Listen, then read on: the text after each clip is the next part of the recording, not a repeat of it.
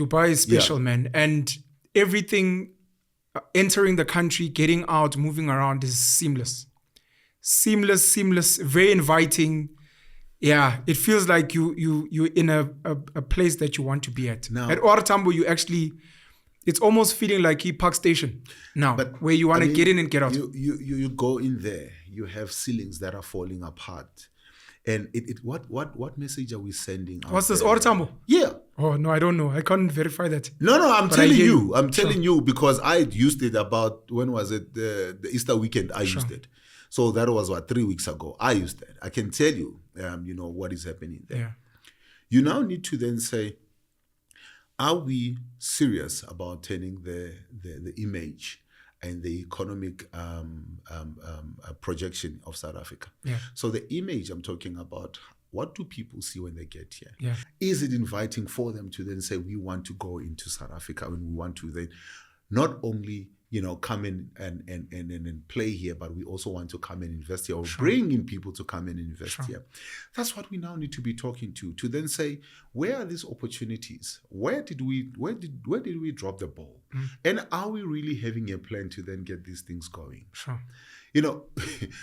Emirates, when it started, they said, okay, we'll get the Emirates and we'll make sure the business model. I was listening to the CEO of Emirates actually saying this, the whole idea was to build a city within a city. So you build the airport and you make sure that anybody who's going anywhere flies there. I mean, I was surprised. There was a time I was flying to Morocco.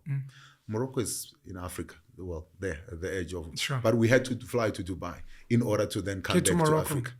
There's a gentleman, Zimasa Vabaza Mustafa, who spoke about the fact that when you want to travel outside of Africa, generally, depending on where you're going, it's cheaper to leave Africa first. Yeah, and then come back. Yeah. Which is very, very sad.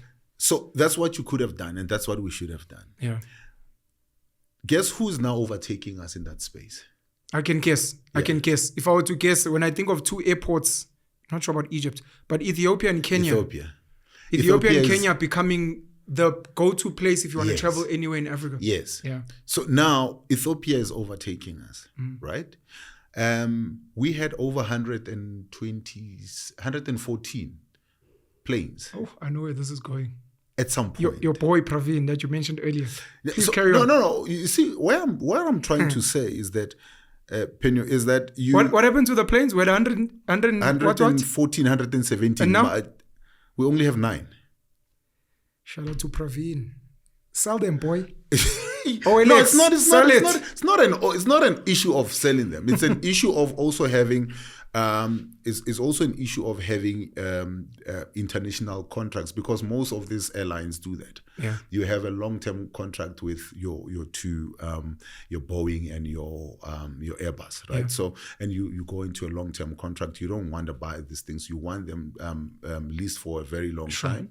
It's more economical. Then after a while you return them. They give you a new fleet, or they refurbish your fleet as you go. Now, we used to go all over the world. We were part of the formation of the Star Alliance.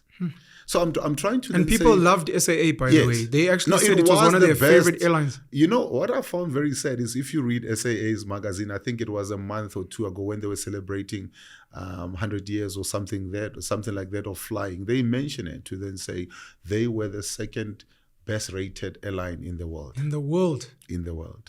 Their seat space, the food. Everything. Jeez. Because you could give people a package. There was value. So this is where I was going with this. South Africa needs to create value for anybody that they want to attract, because we are no longer seen as just the gateway into Africa. There are people who are fighting us for that space. Namibia right now is actually investing in fixing its harbor, so that all these things that you see coming through Durban and Cape Town, now they want to do it in Namibia. I know a lot of our ships that used to come here are now stopping in Mozambique. Yes, they're going through Mozambique, and Namibia is also investing. So I am saying, as a country, we now need to then say, how do we create value? How do you create value that people will see you and then say how, and then say, we want to come back to you, or we want to come to you to go to the rest of Africa. But we've lost that. It's not completely gone, but we have lost that touch. We have lost that. You used to travel with a South African passport. Everywhere else you'll go, you'll be revered. Right now, it's gold.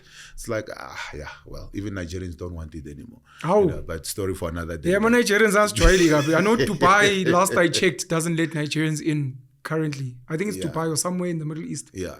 So we need to then say, how do we build a value for investors to come in? Because Cyril said it, and this is one thing that I agree Honorable with him. President Cyril Ramaphosa.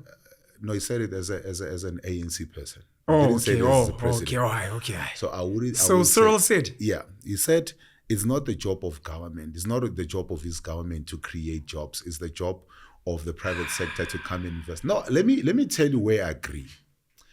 You as government don't create jobs. You create an environment in which jobs can be created by the private sector. How you do it?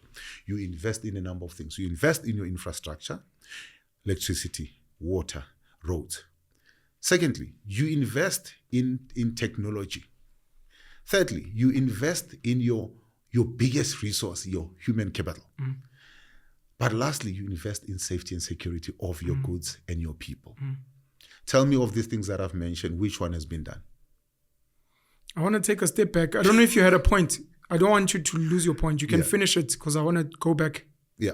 No, that's why I'm saying, to then say, he said, it's not the job of government, and which we agree, right? You're triggering me again. I was trying to go back. You're bringing me back. But the point I'm making here is this, that it is the job of government to create an environment, which in this point in time, they haven't been able to. December, we have lost so much revenue because there were ships upon ships upon ships that were in Durban that couldn't come in. The retail sector was saying, we have ordered so much that needs to come in so that we're able to then do these things. We were not able to then do it. In the last quarter, we have lost 203,000 permanent jobs. Go talk to CEOs of companies that are closing down or that are scaling down. Fact of the matter is that you are not able to then provide a guarantee, or you're not able to give guarantee in terms of the provision of electricity. Now in Gauteng, we begin to struggle with water, as an example. NAMPEC was saying to us, they're struggling now because they cannot get a continuous supply of water, which they need, for their product. You having NAMPAC manufactures paper. Sure. Yeah. Maybe paper products as well. Yeah. So they need a whole lot of water, right? So they're saying, well, look, we're struggling right now.